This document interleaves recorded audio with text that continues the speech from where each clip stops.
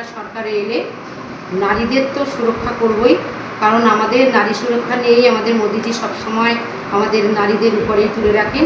তো নারী নিরাপত্তা আমরা প্রথমে সরকারে আসলে কোনো মেয়ে ধর্ষণ হবে না, তারা অবাধে চলাফেরা করতে পারবে এবং প্রতি মাসে আমাদের মহিলাদের ৩,০০০ টাকা করে যে অন্নপূর্ণা ভাণ্ডার দেওয়া হবে। শুধু তাই নয়, আমাদের যে সরকারি বাসগুলো আছে মহিলাদের ফ্রিতেই তারা বিনামূল্যে চলাফেরা করতে পারবে। এমনকি আমাদের গর্ভবতী মায়েরা তারা ২১,০০০ টাকা করে পাবে, সঙ্গে ৬টি কিট সহ সরঞ্জাম পাবে।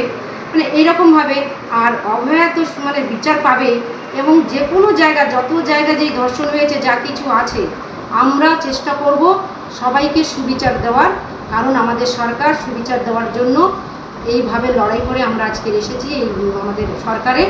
আমরা আজকে নারীদের সুরক্ষার জন্য সবথেকে আগে বেশি করে ভাববে আমাদের এই সরকার এলে আমাদের যে হোস্টেল মেয়েদের যে কোনো জায়গায় কলকাতায় একটা হোস্টেল নেই, মেয়েরা অত্যন্ত দূর থেকে এসে পড়াশুনো করে বাড়ি ফিরতে গেলে তাদের সত্যি অসুবিধা হয়, পথে তাদের এরকমই অসুবিধা হয়েছে।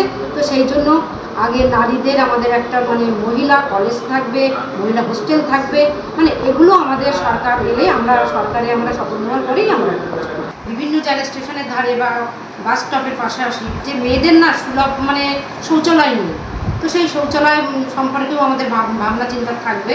তো আমরা সেই মহিলাদের যাতে মানে শৌচালয় মানে তাদের কোনো অসুবিধা না হয় সেটার দিকেও আমাদের নজর রাখবে আমাদের সরকার।